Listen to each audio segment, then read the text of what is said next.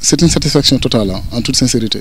Parce que quelqu'un qui travaille dans des conditions extrêmement, je dis bien extrêmement difficiles, un jour on vous présente ça vraiment, je dis vraiment chapeau à la Sen'Huil, en toute sincérité. Moi je suis en train de gérer la première étape. Et celui qui parle de première étape parle de lecture et écriture. Et imaginez 3 à 4 gosses qui s'assoient par exemple sur un petit tableau. Vous voyez, ça pose problème. Mais avec ces 2 classes-là, par exemple, bien aérées et bien équipées avec de très bons tableaux, là au moins les enfants pourront s'asseoir librement et écrire correctement. Et de ce fait, forcément, les enseignements apprentissages seront rehaussés. Nous sommes très contents parce que grâce à la Sen'Huil,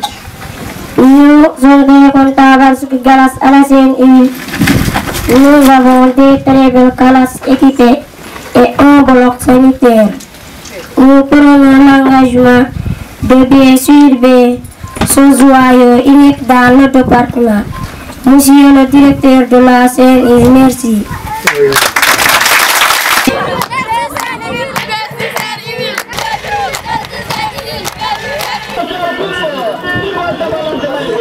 Ce que vient de faire la Sen'Huil est un geste de haute portée, dans la mesure où nous avons véritablement un besoin de salles de classe. En effet, cette année, nous fonctionnons avec 13 salles de classe pédagogiques, mais nous sommes sur 2 sites. Et sur ce site, il n'y a eu que 6 salles de classe. Donc ce geste que la Sen'Huil vient de poser va davantage, n'est-ce pas, augmenter les salles de classe et les amener à un effectif de 8 salles de classe. Bien vrai que c'est quand même assez important, mais tout de même, il va falloir combler un autre déficit. C'est la raison pour laquelle nous voudrions encore une fois lancer un appel et surtout demander encore davantage un appui pour pouvoir peut-être combler ce déficit de salles de classe. Et ce geste également devrait pouvoir faire tache d'huile à l'endroit de toutes les sociétés de la place qui, ensemble, pourront concocter un plan d'action et essayer de mieux faire intervenir la responsabilité sociétale d'entreprise en construisant des salles de classe, pourquoi pas en construisant un lycée. Ce site dans lequel nous sommes n'a pas de mur de clôture. Donc nous voudrons également solliciter un mur de clôture et éventuellement d'autres salles de classe pour que l'enseignement puisse davantage être à la portée de toute la communauté éducative. L'objectif de cette construction des 2 salles de classe seront donc un comblement du quantum horaire, car vous savez qu'il y a les 4/5e qui font la rotation et cela a eu un impact négatif.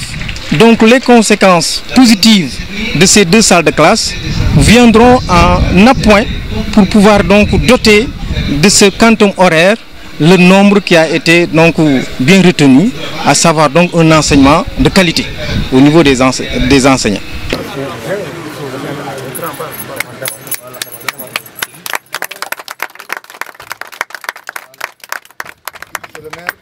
Aujourd'hui, c'est une journée très importante, je pense, pour la communauté rurale de Ronk et de Nit, mais aussi pour Sen'Huil, parce que nous avons pu confirmer notre engagement vers la population dans un domaine très important, que c'est celui de la formation des jeunes. Vous savez, Sen'Huil, c'est une entreprise agricole qui s'est basée en Diaël, qui veut faire un projet agricole, mais elle a aussi pris des engagements avec la population locale qu'elle veut et aujourd'hui a démontré qu'elle est capable de respecter. Des engagements dans le domaine de la santé, dans le domaine de la protection des femmes et dans le domaine de l'extrusion. Aujourd'hui, nous sommes là pour l'inauguration de 4 salles de classe qui suivent déjà une donation de 4500 cahiers que nous avons fait au début de l'année scolaire. Je pense que les 2 gestes ensemble soient 2 gestes concrets pour montrer comme Sen'Huil croit dans les jeunes et dans la formation conforme des croissances de la personne et donc du pays dans les projets du Sénégal émergent. Et vous allez continuer à construire des salles de classe? Oui, nous avons pris un engagement à construire des salles de classe pour chaque année. Donc nous avons réfectionné les 4 salles de classe, 2 pour le 2014, 2 pour le 2015. Autres 2 salles de classe seront construites dans le 2016 et comme ça aussi dans les années à venir.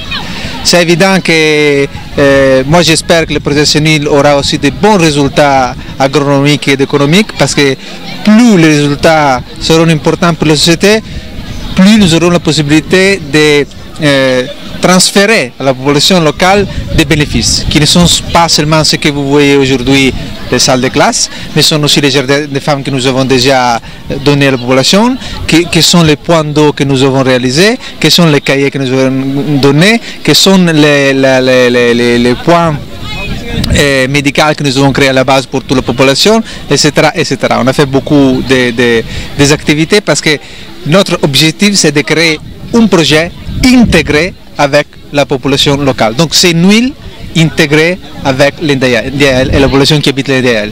Si vous pensez que seulement aujourd'hui, avec ces 4 salles de classe, on a déjà un budget de 35 millions de CFA. Donc si on continue comme ça, et on parle seulement des salles de classe, hein, n'oublions pas les autres choses que j'ai déjà citées, les jardins de femmes, les points d'eau, le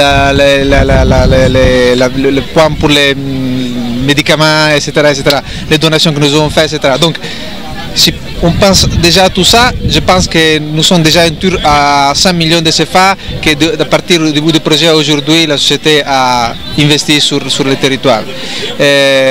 D'ici à la fin du projet, moi j'espère et je suis convaincu que si le projet marche, parce que c'est évident qu'il faut que les projets commencent à avoir des résultats positifs, si le projet marche, nous pourrons sûrement transférer à la communauté locale les montants que vous avez dit. Vous avez même entendu le DG dire que à terme, ce que Senwil souhaite, c'est qu'il y ait une parfaite intégration entre Senwil et toutes les populations habitant, n'est-ce pas, aux environs du projet.